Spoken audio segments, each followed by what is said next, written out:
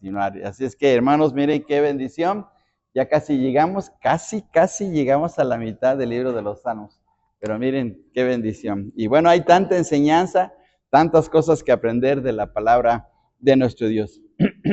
El Salmo 68 tiene 35 versículos. Es un salmo un poquito largo, tiene 35 versículos, pero hay una enseñanza increíble. Hay una enseñanza grandiosa en este salmo, como lo son en todos los salmos. Siempre hay cosas muy especiales de aprender de cada uno de ellos. Bien, entonces vamos a entrar en materia de este maravilloso salmo. El título de este salmo es Las victorias de Dios. Vamos a ver aquí en este salmo no un Dios, sino a Dios victorioso, a Dios triunfando, a Dios llevando a su pueblo de triunfo en triunfo, como dice su palabra, y que no solamente es la situación del pasado o del presente que estaba viviendo su pueblo, sino también hacia el futuro. Dios sigue actuando como lo está haciendo hoy a nosotros. Entonces, el título del espera que pase el carro. Muy bien. El título aquí está, Las victorias de Dios, Salmo 68. Bien, ahora vamos a ver, hermanos, algo relacionado con este salmo.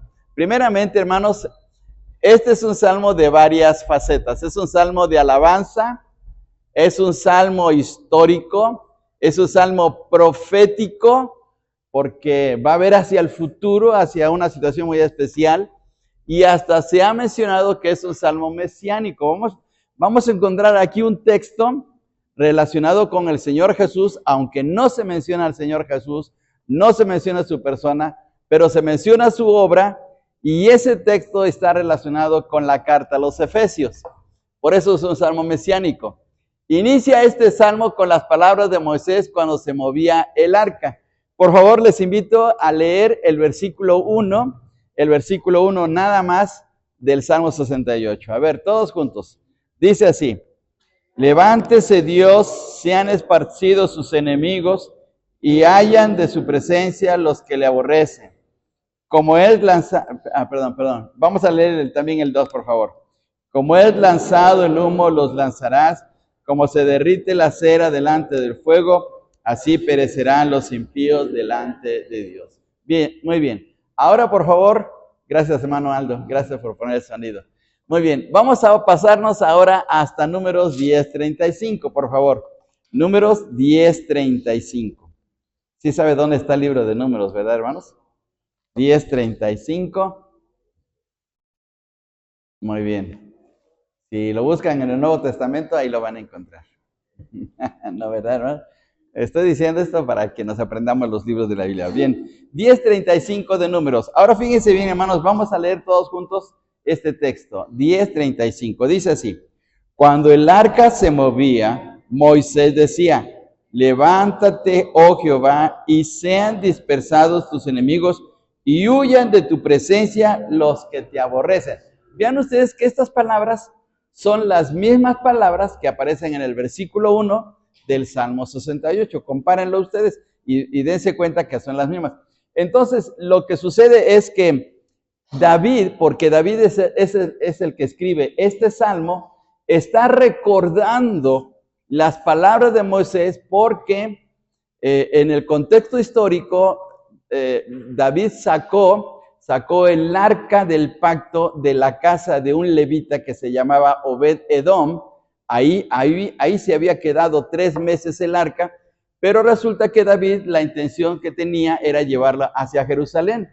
Entonces, cuando lo lleva a cabo, cuando hace ese trabajo o esa situación especial de llevar el arca hacia Jerusalén, entonces es que escribe este salmo, ¿sí? Y entonces menciona las palabras de Moisés que aparecen en Números 10:35. Bien, ahora vamos adelante. Dice acá,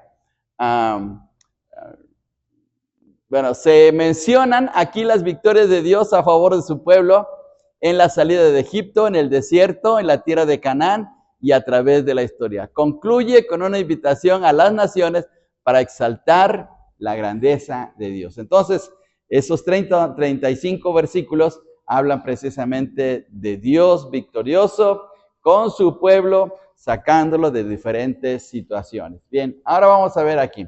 Hay 4 cosas que hay que ver en este salmo. 4 cosas que se deben de tomar en cuenta. En primer lugar, las victorias de Dios son contra sus enemigos. Y parecía como contradictorio cómo un Dios tan bueno como nuestro Dios tenga enemigos. Pero así es, ¿sí? Hay un título de un libro cristiano, hay un título de un libro cristiano escrito por un hermano muy famoso, que es un hermano americano, y el título dice, si Dios existe, ¿por qué hay tantos ateos? Pues sí, pero así es, así pasa. Si Dios existe, ¿por qué hay tantos ateos? Y entonces podemos pensar aquí, ¿cómo Dios, siendo tan bueno, siendo tan benévolo, siendo tan misericordioso, siendo que Dios está atento a cada necesidad, ¿por qué tiene enemigos? Pero así es, pero así es. Entonces vamos a ver las victorias de Dios contra sus enemigos. Las victorias de Dios para los necesitados. Y aquí vamos a ver en la manera cómo Dios actúa hacia aquellos que necesitan de Él en alguna situación de su vida. 3, las victorias de Dios hacia su pueblo, porque Dios tiene una mirada especial hacia su pueblo Israel. Y termina con un canto de victoria para Dios y animando a todas las naciones a exaltar la grandeza de nuestro Dios. Entonces, vamos a ver 4 cosas muy especiales aquí. Vamos a ver, por favor, primero, vamos a leer los versículos del 1 al 3 otra vez, por favor. Vamos a leer los versículos del 1 al 3, todos juntos. Dice así, levántese Dios, sean esparcidos sus enemigos, y huyan de su presencia los que le aborrecen. Como es lanzado el humo, los lanzarás. Como se derrite la cera delante del fuego, así perecerán los impíos delante de Dios. Mas los justos se alegrarán, se gozarán delante de Dios y saltarán de alegría. Ahora, dense cuenta, hermanos, que en los versículos 1 y 2, David está diciendo de los enemigos de Dios, no los enemigos de David. En muchos salmos, David dice, Señor, mira mis enemigos, mira los que me están molestando, mira los que me están acechando, mira los que quieren mi muerte. O sea, David se refiere a sus enemigos, pero aquí no son enemigos de David, aquí son enemigos de Dios. Ahora podemos preguntarnos, bueno, ¿y quiénes son los enemigos de Dios? ¿Cómo es nuestro Dios? Nuestro Dios es victorioso, sí, pero entonces, ¿cómo es que tiene enemigos? Dice este texto, fíjense bien, hermanos, este texto. Mas gracias sean dadas a Dios que nos da la victoria por medio de nuestro Señor Jesucristo. Aunque Dios tiene enemigos, Dios siempre sale victorioso. Ojo con esto. Nunca Dios ha perdido una batalla. Nunca, nunca, nunca. Siempre ha sido victorioso. Así es que, aunque sus enemigos hayan sido fuertes, poderosos, hombres sanguinarios, duros de corazón, nadie puede contra Dios, nadie. No hay ser, ya sea humano o angelical, que pueda derrotar a Dios. No existe, no hay. Entonces, por eso es que acá dice el texto, más gracias sean dadas a Dios que nos da la victoria por medio de nuestro Señor Jesucristo, porque Dios es un Dios victorioso. Ahora vamos a ver aquí el primer punto. Las victorias de Dios contra sus enemigos. Levántese Dios. Aquí David está orando, pero orando de una manera muy segura, muy, con mucho ánimo, pensando que Dios va a hacer algo tremendamente grandioso, porque otra vez, David está confiando en que su Dios es tan increíble que sus enemigos, por muy poderosos que sean, no van a poder hacer nada, ¿sí? Entonces, levántese Dios, sean esparcidos sus enemigos y huyan de su presencia los que le aborrecen. Vamos a ver aquí. ¿Quiénes son los enemigos de Dios entonces? ¿Quiénes son esos enemigos? Bueno, obviamente que podemos pensar en el asunto de Satanás, pero hablando en el sentido humano, ¿quiénes son? Humanamente hablando, ¿quiénes son sus enemigos? Pues vamos a ver 4 clases de enemigos de Dios. En primer lugar, los enemigos que ignoran o rechazan a Dios. El Salmo 14:1, ¿cómo dice? Vamos a ver nuestras Biblias, por favor. Salmo 14:1. Y si alguien que es rápido en esgrima, que nos los lea, por favor. Salmo 14:1.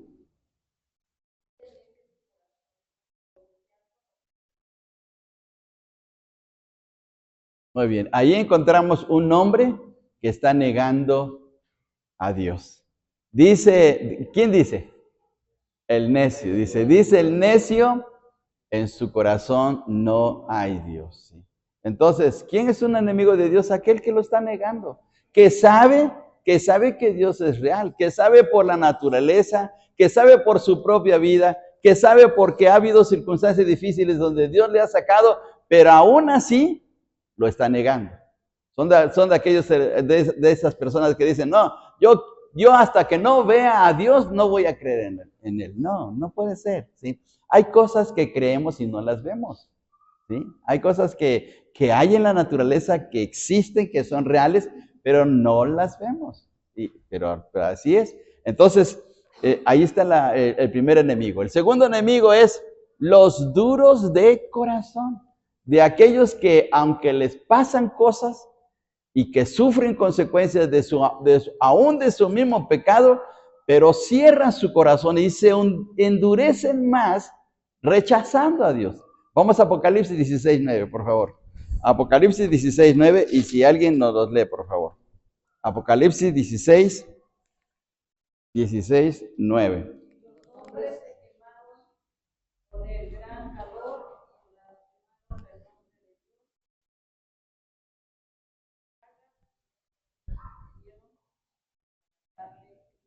Fíjense bien, qué tremendo, ¿verdad?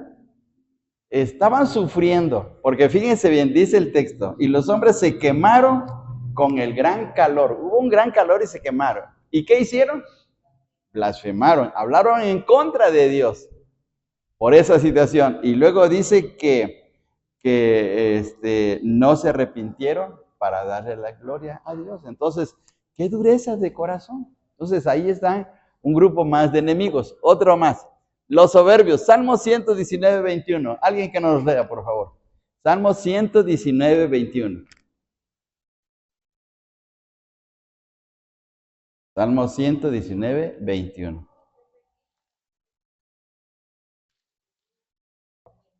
¿Cómo les llama también a los soberbios en este salmo, hermanos? Qué palabras tan fuertes, ¿verdad? Qué palabras tan fuertes, dice en este versículo 21. Dice, reprendiste a los soberbios, y ahí dice esta palabra tan fuerte. Dice, los malditos que se desvían de tus mandamientos. Fíjense bien qué cosa tan tremenda. Entonces, esa clase de personas son los que se están oponiendo a Dios porque hacen un lado los mandatos de Dios, ¿sí? Y por último, vamos a ver los incrédulos. Hebreos 3:18-19. Ahora, la carta a los Hebreos, capítulo 3, del 18 al 19. Y también si alguien nos quiere leer, por favor. 3, 18 y 19.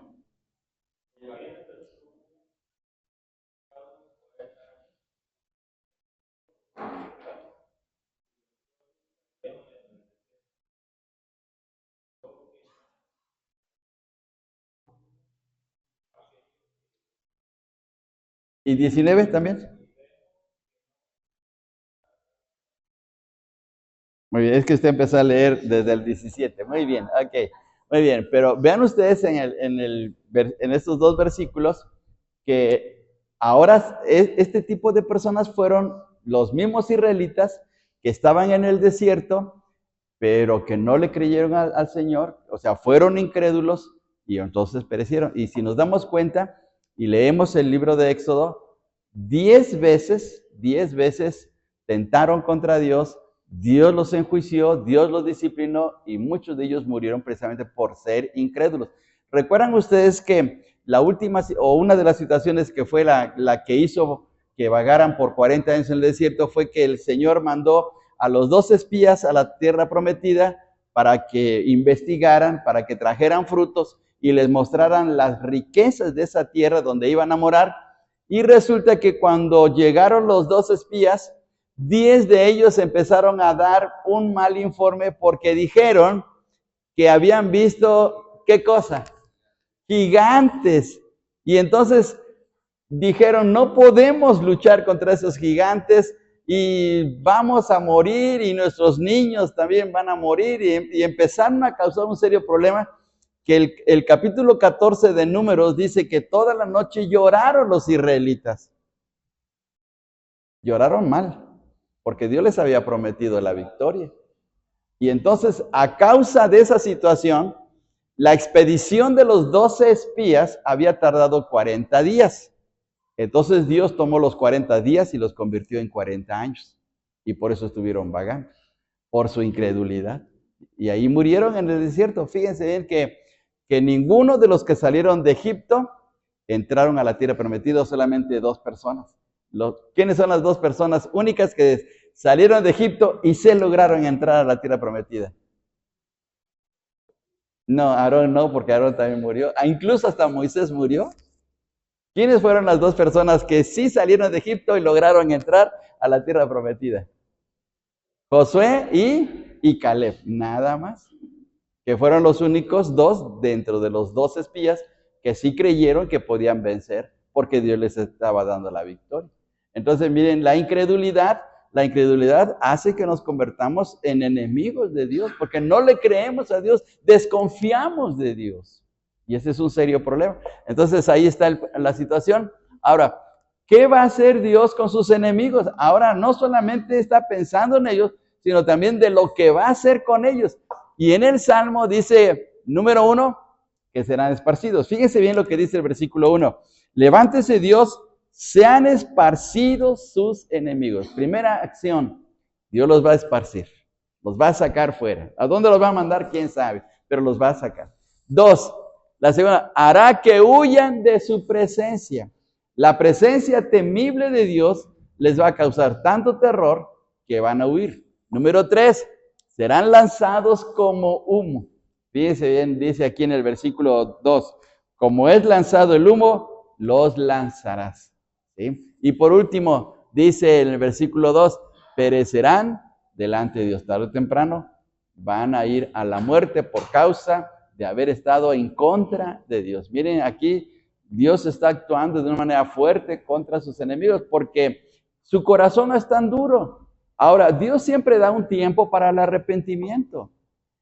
Podemos en un momento dado ser incrédulos, podemos portarnos de una manera fea ante Dios, incluso hasta podemos reclamarle a Dios, pero llega un momento en que por medio de la intervención del Espíritu de Dios y su palabra, nos redarguye y nos quebranta y decimos, perdóname Dios, y entonces Dios nos perdona.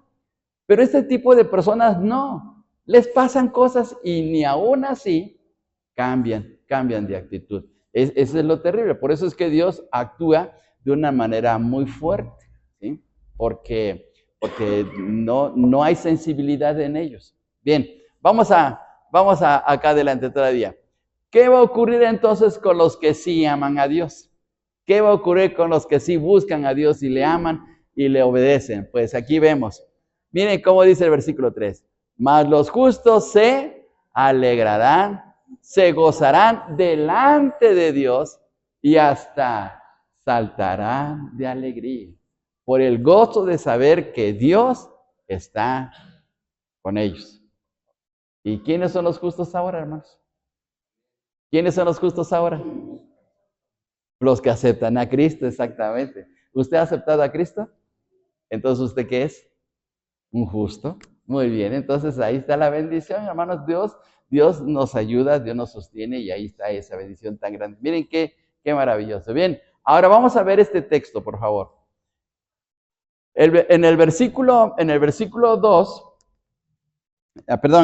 el versículo 1, dice, levántese Dios, sean esparcidos sus enemigos y huyan de su presencia los que le aborrecen. Vamos a ver esas palabras, los que le aborrecen. Esas palabras son muy fuertes. La razón de que Dios actúa de forma fuerte contra sus enemigos es por la actitud de ellos. Pero miren lo que dice la situación. El verbo hebreo que se traduce por aborrecer en este texto indica una actitud muy agresiva, hostil contra Dios. Se trata de un rechazo frontal ante Dios. Es decir, yo no quiero saber nada de Dios. No me hablen de Dios. Yo no ni creo en Dios. O sea, están actuando de esa manera tan dura contra Dios. Aunque en un momento dado hayan visto maravillas y bendiciones y cómo Dios les ha ayudado en sus vidas, pero no, están tan duros. El verbo hebreo también se traduce por odiar, tener aversión, menosprecio, que va dirigido directamente a Dios. ¿Se puede odiar a Dios? Pues esta gente lo hace. Fíjense bien a qué grado llegan. Entonces es una situación tan terrible que por eso es que Dios actúa de una manera fuerte. Miren, hermanos, desde el punto de vista familiar, no hay más cosa más fea como cuando un hijo se nos pone al tú por tú. Cuando se nos pone al tú por tú. No hay cosa más fea. Porque ya no solamente es una situación de desobediencia o de que se porta mal, sino que ya quiere ponerse a la par con nuestra autoridad paternal. Y entonces eso es feo, ¿sí? En el tiempo de los romanos, cuando los romanos dominaban el mundo, había un delito muy grave que se llamaba la sedición. La sedición era ponerse en contra del gobierno, en contra del emperador. Y cuando eso ocurría, cuando había una persona que se ponía en contra del gobierno y era descubierta en su situación, merecía la muerte, porque era ponerse al tú por tú con el gobierno, al tú por tú con el emperador. ¿Y por qué Satanás fue sacado del cielo? Porque se puso al tú por tú contra Dios. O sea, ese fue el problema tan grave. Entonces, fíjense bien, la dureza del corazón hace que venga un juicio o una disciplina tan fuerte a la vida de este tipo de personas. Entonces, la frase a los que le aborrecen es una frase muy fuerte contra Dios. Bien, vamos adelante ahora. El punto número 2, las victorias de Dios para los necesitados. Ahora vamos a ver en la manera como Dios actúa. Dios es victorioso sobre sus enemigos. No hay ningún enemigo que se le pueda hacer frente a Dios y que pueda salir victorioso contra Dios. No lo hay. Pero ahora Dios va a actuar de una manera tan especial con aquellos que necesitan, que están pasando por una situación crítica. Y veamos acá, cantad a Dios, cantad salmos a su nombre. Exaltad al que cabalga sobre los cielos. Ja es su nombre, alegraos delante de él. ¿Por qué debemos de alegrarnos? Porque la manera como va a actuar en medio de nuestras necesidades, de las luchas que tenemos. Y vamos a ver ahora aquí. Fíjense bien lo que dice los versículos 5 y 6. Padre, lo que es Dios, Padre de huérfanos y defensor de viudas. Es Dios en su santa morada. Dios hace habitar en familia a los desamparados, saca a los cautivos a prosperidad, mas a los rebeldes habitan en tierra seca. Este pasaje puede referirse a la condición, en primer lugar, a la condición en que vivían los israelitas en Egipto, porque ellos pasaron un tiempo amargo. Realmente los israelitas vivieron en Egipto 430 años. Fíjense bien, 430 años. Ahora, ¿dónde me inventé esa cantidad de años? Bueno, pues se me ocurrió, hermanos, se me ocurrió. No, no es cierto. Fíjense bien, vamos al libro de Éxodo. Vamos hasta el libro de Éxodo. Capítulo 12, para que veamos, sí, porque tenemos que ir a la palabra del Señor, A ver, vamos a Éxodo capítulo 12, versículo 40. 12:40. Y alguien que nos los lea, por favor.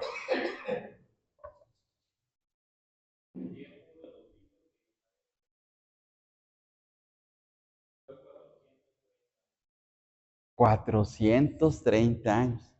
¿Qué sucedió en esos 430 años? Pues que los egipcios se aprovecharon de los israelitas. Y vamos a ver ahora lo que dice ahí el texto de Éxodo 1, del 11 al 14, por favor. Éxodo 1, del 11 al 14. Vamos a leerlo todos juntos para que veamos la situación tan amarga en que vivieron los israelitas en Egipto. Éxodo 1, del 11 al 14. A ver, todos juntos. Entonces pusieron sobre ellos comisarios de tributos que los molestasen con sus cargas, y edificaron para Faraón las ciudades de almacenaje, Pitón y Ramesés. Pero cuanto más los oprimían, tanto más se multiplicaban y crecían, de manera que los egipcios temían a los hijos de Israel. Y los egipcios hicieron servir a los hijos de Israel con dureza y amargaron su vida con dura servidumbre en hacer barro y ladrillo y en toda labor del campo y en todo su servicio, al cual los obligaban con rigor. Entonces miren qué situación tan opresiva era. Era una situación tan difícil. Si usted tiene la oportunidad o si a usted, mejor dicho, si a usted le gusta la historia de México, le invito a que tenga la oportunidad. Ahora con el internet es fácil, ya nada más es cuestión de buscar algún buen sitio para informar. Pero, ¿sabe usted lo que sufría la gente en la cosecha del Enequén en Yucatán? El Enequén llegó a ser un producto muy especial un tiempo en México, por los años 30, 40, algo así, se hizo muy famoso, porque se exportaba, sobre todo a Estados Unidos, se exportaba a otros países el Enequén, pero hubo un sufrimiento tremendo de la gente en Yucatán, especialmente la gente de descendencia maya. Entonces, usted busque en el internet, ponga como título La Casta Divina. La Casta Divina era un grupo de gente aristócrata poderosa que se aprovecharon de los yucatecos de descendencia maya y los hicieron sufrir por la cosecha del Enequén. Entonces, digo esto para tener una comparación histórica de lo que estamos viendo aquí con Éxodo, porque los israelitas sufrieron mucho, pero Dios tuvo a bien sacarlos de ahí. Entonces, este pasaje puede referirse a la situación histórica de cómo estaban viviendo los pobres israelitas en Egipto. Donde quiera, hermanos, en el mundo ha habido esclavitud y ha habido momentos difíciles. Por ejemplo, ¿han visto películas de negritos recogiendo el algodón en los campos de los estados del sur en Estados Unidos? También cómo sufrían y cómo los maltrataban. Pues era una cosa muy terrible. Pero Dios tarde o temprano actúa. Entonces aquí está este pasaje que hace referencia. Pero una referencia más es a la condición de la gente en el mundo, porque no solamente los israelitas sufrieron, sino en todo el mundo hay sufrimiento. En todo el mundo la gente pasa por situaciones sumamente difíciles, pero Dios está al tanto y tarde o temprano Dios va a traer la victoria y la bendición. Y veamos, hermanos, aquí la famosa invitación la situación que ve el Señor Jesús, en Mateo capítulo 9, versículo 36. Mateo 9, 36. A ver, alguien que nos lea, por favor, Mateo 9, 36.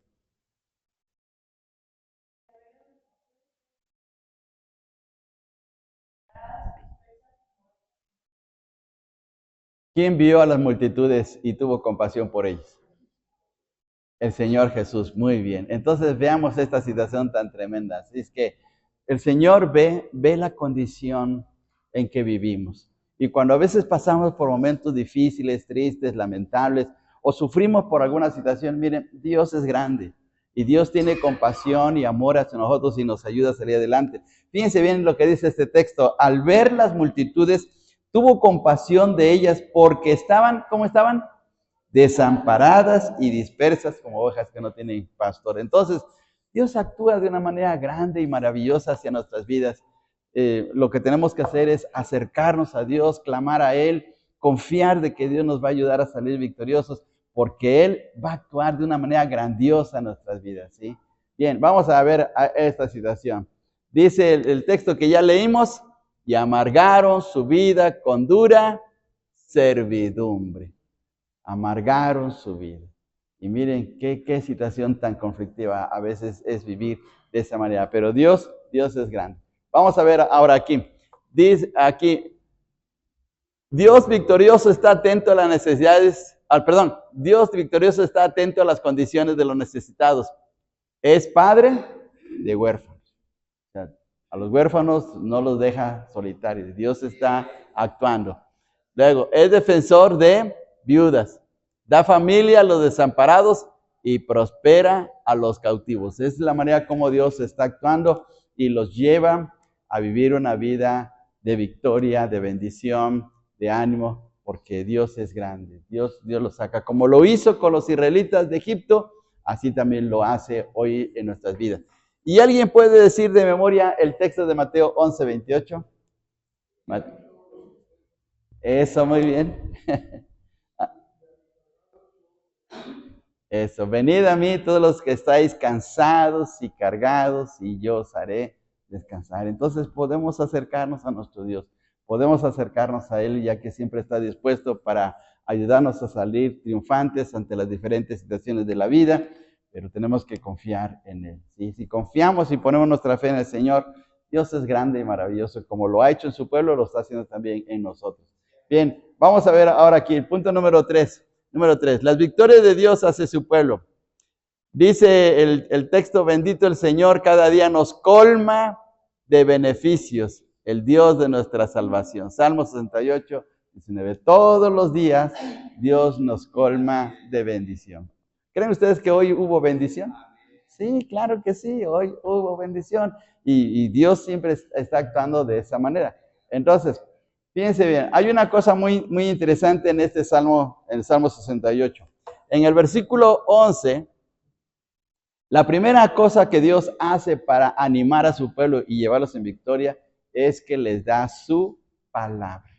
¿Dónde les dio su palabra? Se los dio en el monte Sinaí, ahí donde les dio los primeros 10 mandamientos, y más adelante se escribieron los famosos libros de la ley.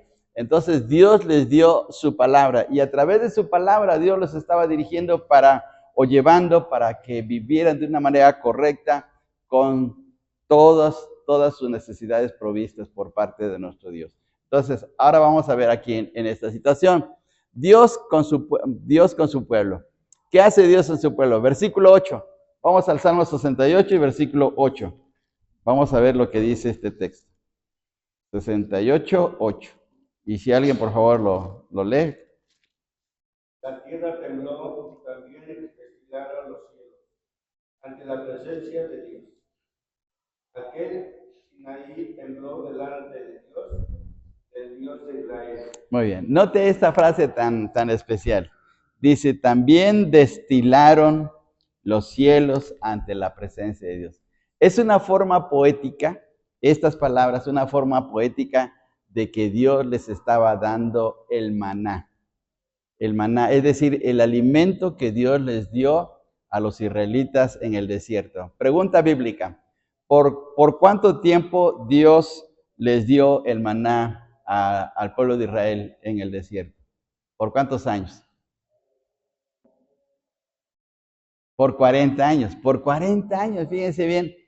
Todos los días, con excepción del día sábado, porque el día sábado era el día de reposo, era el único día que no recogían, pero los 6 días podían recoger, e incluso el día viernes tenían que recoger doble porque el sábado no iban a tener el alimento para poder dedicarse hacia Dios.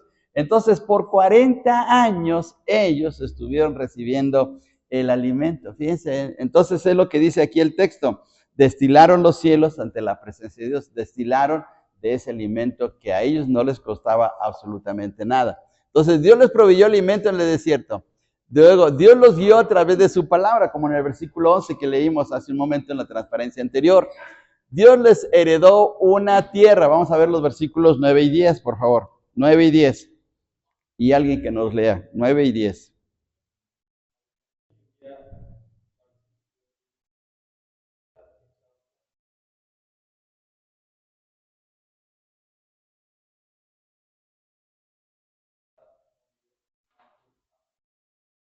Muy bien. Entonces, todos aquellos israelitas que salieron de Egipto, Dios les prometió, en base al cumplimiento a la promesa de Abraham, darles la tierra prometida, y les prodigó con abundante lluvia para que tuvieran cosechas, para que les fuera bien en sus vidas.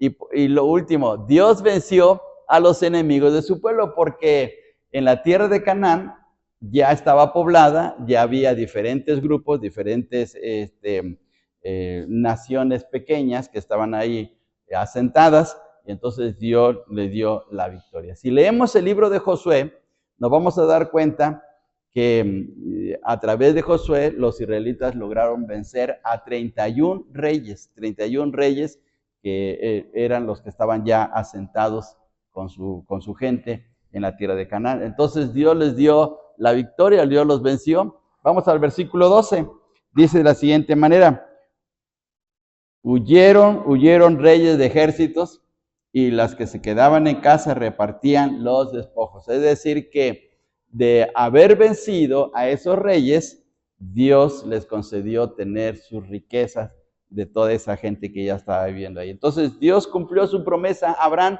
de que les iba a dar la tierra, aunque pasaron muchos años, pero cumplió su promesa. Bien, vamos a ver aquí, ahora, vamos a ver este pasaje.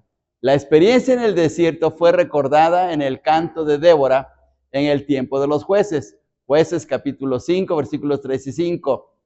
Lo que, bueno, a ver, vamos a leer, por favor,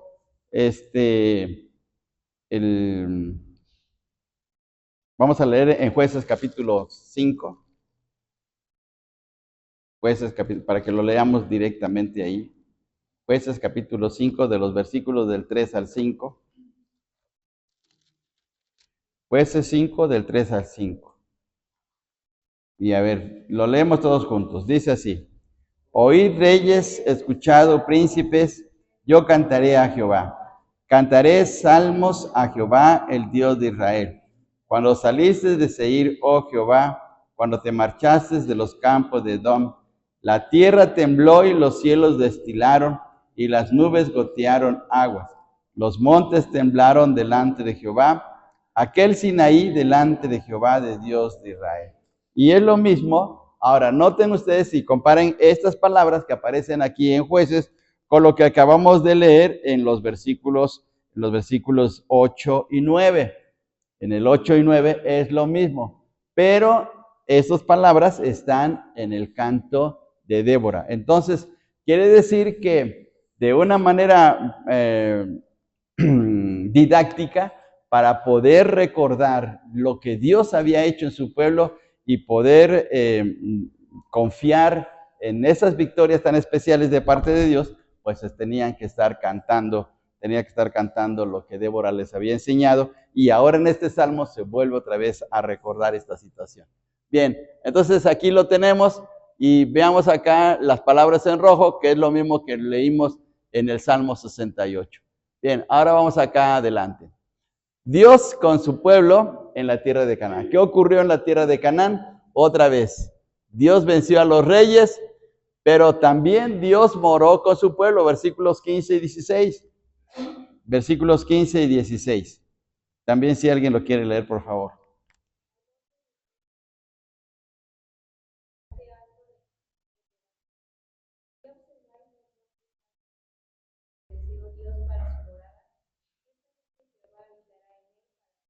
Muy bien, entonces ahora aquí déjenme adelantarme tantito nada más para mostrarles una transparencia, o un mapa mejor dicho.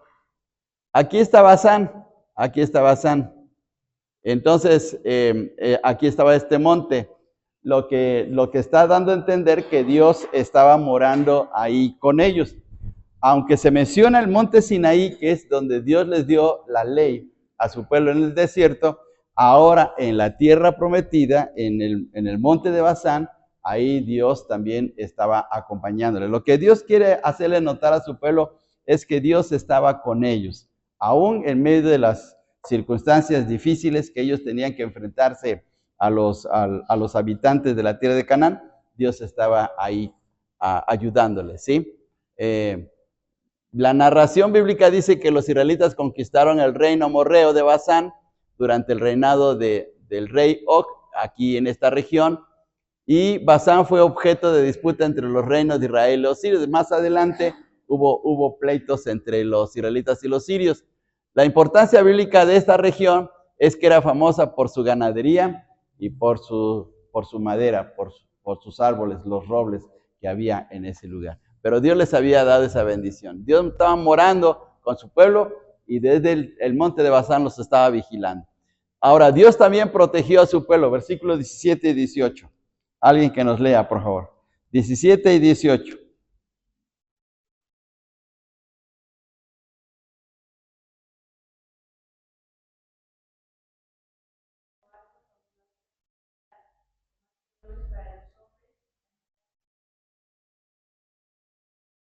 Muy bien. Y entonces ahora aquí tenemos algo muy sorprendente porque encontramos un texto que el apóstol Pablo, bajo inspiración divina, lo toma para hacer notar que así como Dios les dio la victoria a su pueblo en la tierra de Canaán, ahora a través del Señor Jesucristo, nosotros también tenemos una vida victoriosa. Vamos a Efesios capítulo 4 para que veamos la cita bíblica que el apóstol Pablo tomó para mencionarla en esta carta. Capítulo 4, y vamos a leer los versículos 6 y 7. Efesios capítulo 4, versículos 6 y 7. Dice de la siguiente manera: pero a cada uno de nosotros fue dada, ¿qué nos fue dada? La gracia conforme a la medida del don de Cristo. Por lo cual dice, y aquí está la referencia del Salmo 68, subiendo a lo alto, llevó cautiva la cautividad y dio dones, o sea, regalos, dádivas a los hombres que creyeron en Él. Es decir, a nosotros los que aceptamos a Cristo, nos dio dones, nos dio de sus bendiciones. Pero fíjense la frase, dice, subiendo a lo alto, llevó cautiva la cautividad. Está hablando acerca del triunfo del Señor Jesús sobre la muerte y que ahora nos da la bendición de tener vida eterna y con una esperanza completamente segura. Hay un juego de palabras aquí, tanto en el Salmo 68 como lo que está diciendo Pablo en Efesios, dice, llevó cautiva la cautividad. Es decir, que la esclavitud que teníamos a causa del pecado, esa esclavitud, el Señor triunfó en la cruz y tomó esa cautividad y la hizo cautiva, por decir así. La hizo esclava de Él para poder liberarnos, ¿sí? Hay ciertos juegos de palabras en el Antiguo Testamento porque el lenguaje de los hebreos pues era así. Por ejemplo, les pido por favor que vayamos al libro de Oseas para que veamos un detalle sobre el juego de palabras aquí. Y vamos al capítulo 13 de Oseas. Y vamos al versículo 14. Jueces 13, 14. Jueces, ay no, me estoy equivocando. Oseas 13, 14, por favor. Y a ver, lo leemos todos juntos. Fíjense bien este juego de palabras. De la mano del Seol los redimiré, los libraré de la muerte. Pero ahora vean ustedes el juego de palabras. Oh muerte, yo seré tu muerte. ¿Qué hizo el Señor Jesús en la cruz? Que al morir le dio la muerte a la muerte, por decir así. Parece un juego de palabras. Bueno, es un juego de palabras. Entonces, triunfó sobre la muerte. Y lo mismo, en la cruz, tomó nuestra esclavitud, nuestra cautividad, y nos liberó. Entonces, desde el punto de vista del lenguaje hebreo es, llevó cautiva la cautividad. Hagamos de cuenta que la cautividad es como un opresor que ahora el Señor lo lleva arrastrando, cautivo, esclavizado, venciendo sobre él para librarnos a nosotros. Entonces, qué bendición tan tremenda. Entonces, lo que hizo Dios con su pueblo, que les quitó su esclavitud para darles una libertad gloriosa y que les dio la tierra prometida, lo mismo lo hizo Cristo en nuestras propias vidas. Entonces ahora estamos libres, ¿sí? Hay una tumba muy famosa en los Estados Unidos de un pastor bautista que llegó a ser muy conocido en el mundo y tal vez ustedes han escuchado acerca de él. el doctor Martin Luther King, pastor de una iglesia bautista en la ciudad de Atlanta. Y cuando él murió, en su lápida colocaron unas palabras muy especiales. Y esas palabras dicen, libre al fin, gracias a Dios. Esas son las palabras que están en la tumba de Martin Luther King. Entonces, libre al fin, gracias a Dios. Y lo mismo, en la cruz podemos decir, libre al fin, gracias a Dios. Estamos libres ahora, libres del pecado, libres de la condenación, libres del poder del pecado, porque Cristo lo venció en la cruz. Y entonces, por eso el texto dice, llevó cautiva la cautividad. Quitó nuestra esclavitud para darnos una libertad gloriosa. Miren, qué bendición tan grande, ¿sí? Bien, entonces ya vimos esto. Ahora, aquí vamos a encontrar una citación profética. Una citación profética. Fíjense bien lo que dice el Salmo 68, 23. Porque tu pie se enrojecerá de sangre de tus enemigos y de ella la lengua de tus perros. Está hablando Dios hacia su pueblo, pero está hablando de una manera muy personal y puede referirse a Israel o puede referirse en el sentido profético a alguien que alguien en el futuro iba a vencer a sus enemigos y se iba a enrojecer de su sangre. Ahora, en el contexto bíblico, encontramos dos pasajes que se refieren a eso. Vayamos a Isaías, capítulo 63 y versículos del 1 al 7. Veamos lo que dice Isaías 63 y los versículos del 1 al 7. Fíjense bien que este es un pasaje tremendo porque Isaías se está refiriendo ahora aquí al Señor Jesucristo que vendrá en el futuro. Isaías 63 del 1 al 7. Y dice de la siguiente manera, usted sigue en silencio este texto, dice, ¿quién es este que viene de Edom, de Borra, con vestidos rojos? Este hermoso en su vestido que marcha en la grandeza de su poder. Yo, el que hablo en justicia grande para salvar. Mire, primero se hace unas preguntas.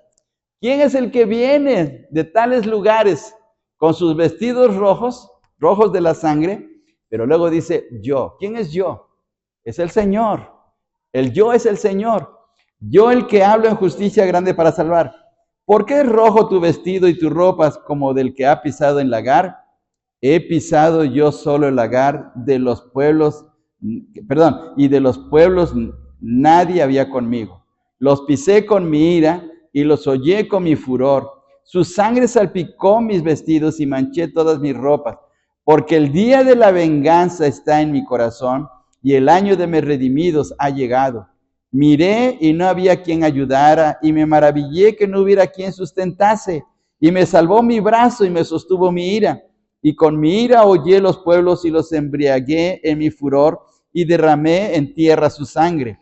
De las misericordias de Jehová haré memoria, de las alabanzas de Jehová conforme a todo lo que Jehová nos ha dado, y de la grandeza de sus beneficios hacia la casa de Israel, que les ha hecho según sus misericordias y según la multitud de sus piedades. Fíjense bien, aquí se está refiriendo al Señor que viene para hacer venganza. Entonces el texto del Salmo 68, 23 puede referirse a las victorias que Dios le estaba dando a su pueblo Israel, o puede referirse también en un sentido personal a la persona que vendría en el futuro a hacer venganza de parte de Dios sobre aquellos enemigos que ha tenido Dios. Ahora, Isaías es un texto que está aprobando esta citación. Ahora vamos a Apocalipsis capítulo 19, versículos del 11 al 13. Ahora vamos hasta Apocalipsis capítulo 19. Y es el capítulo 19 de Apocalipsis se refiere a lo que Isaías ha mencionado y hemos leído. Vamos a Apocalipsis 19, del 11 al 13. A ver, todos juntos, porque fíjense, ¿qué lectura tan tremenda es esta? Del 11 al 13.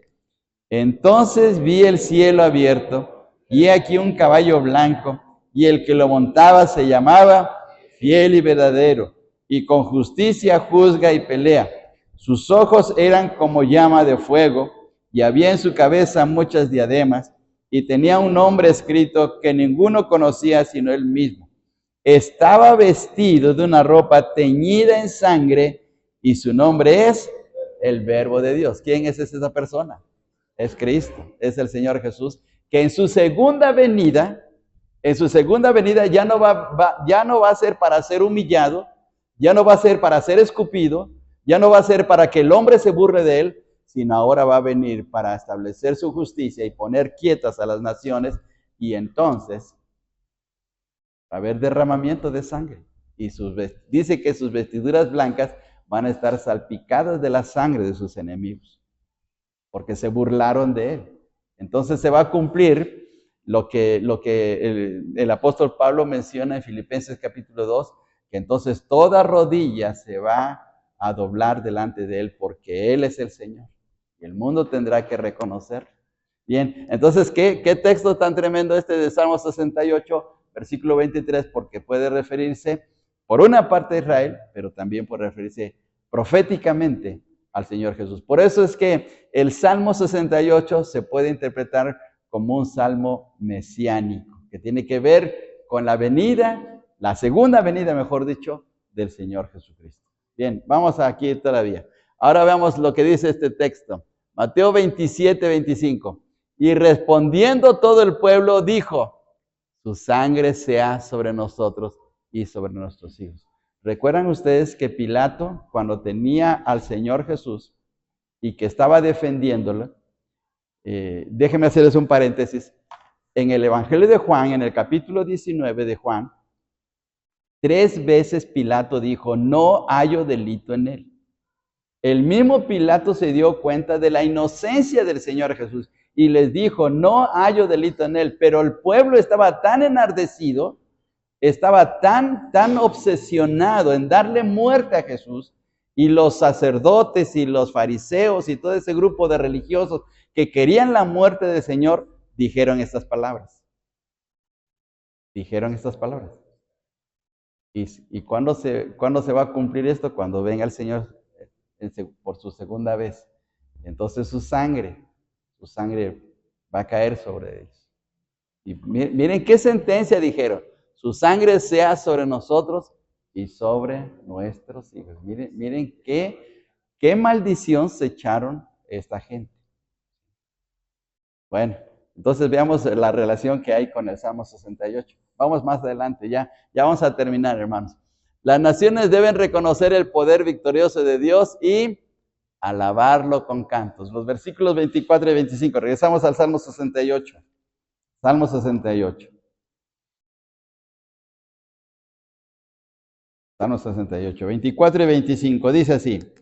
Vieron tus caminos, oh Dios, los caminos de mi Dios, de mi Rey en el santuario. Los cantores iban delante, los músicos detrás, en medio de las doncellas con panderos. Entonces, una invitación a la alabanza hacia Dios. Las naciones también, junto con el pueblo de Dios, deben de ser, o mejor dicho, el pueblo de Dios debe ser el primero en exaltarlo. Versículos 26 y 27. ¿Sí? 26 y 27 dice, bendecid a Dios en las congregaciones, al Señor, vosotros de la estirpe de Israel. Allí estaba el joven Benjamín, señorador de ellos, los príncipes de Judá en su congregación, los príncipes de Zabulón, los príncipes de Neftalí. Israel debería poner el ejemplo de la adoración hacia Dios, ¿sí?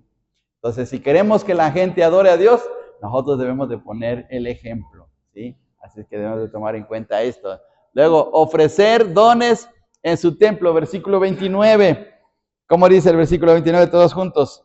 Por razón de tu templo en Jerusalén, los reyes te ofrecerán dones. Al ver la grandeza de Dios, al ver la magnificencia y su poder y su amor y lo grande que es nuestro Dios, ofrecerán dones. Y luego dice también, versículo 31, extiende a las naciones sus manos a Dios, versículo 31. Dice, vendrán príncipes de Egipto, Etiopía se apresurará a extender sus manos hacia Dios.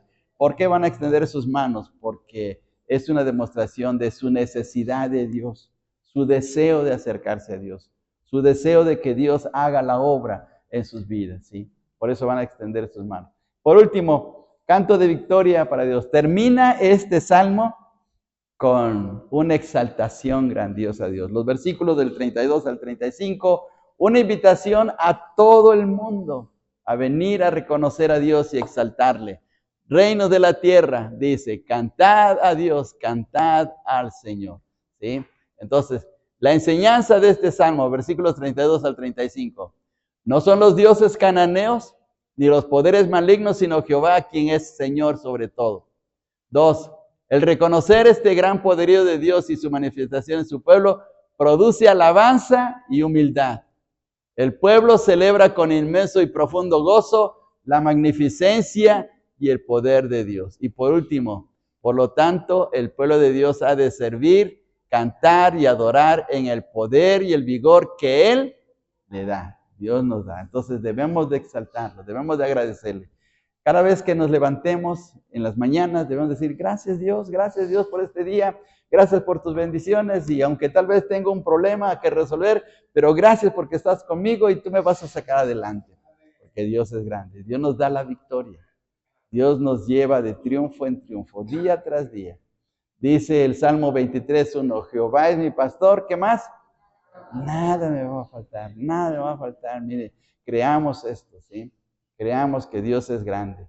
Filipenses 4:19 dice, mi Dios pues suplirá todo lo que os falte conforme sus riquezas en gloria en Cristo Jesús. Y el Señor Jesús hace la invitación, venid a mí todos los que estáis cansados y trabajados, ¿y qué más? Y yo os haré descansar. Vengamos a Dios, pongamos nuestras cargas en Él. Digámosle, Dios, necesito de tu ayuda, necesito que me saques de mis situaciones difíciles. Miren, Dios es grande, ¿sí? De Jeremías decía, Jehová está conmigo como poderoso gigante. Sí, Dios está a nuestro lado. Hay que confiar en Él. Y vamos a ver aquí. Vamos a ver, este salmo es tan bonito que hay unos versículos que pueden ser tomados para ser memorizados. Por ejemplo, mas los justos se alegrarán y se gozarán delante de Dios y saltarán de alegría. Versículo 3. Padre de huérfanos y defensor de viudas, es Dios en su santa morada. Dios hace habitar en familias desamparados y saca a los cautivos a prosperidad. Miren qué texto tan tremendo. Vamos a ver otro. El Señor daba palabra. Había grande multitud de las que llevaban buenas nuevas. Este texto hasta puede servir para un énfasis misionero, porque Dios nos da su palabra para compartir las buenas noticias de su salvación. 18, subiste a lo alto, cautivaste la cautividad, tomaste dones a los hombres, lo que veíamos en Efesios. Bendito el Señor, cada día nos colma de beneficios, el Dios de nuestra salvación. Versículo 19. Vieron tus caminos, oh Dios, los caminos de mi Dios, de mi Rey, en el santuario. Que Dios nos dirija a través de su camino.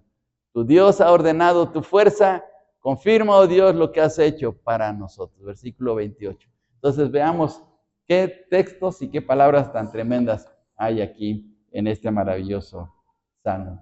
Son 35 versículos, estuvo un poquito largo, pero qué enseñanza tan grande. Dios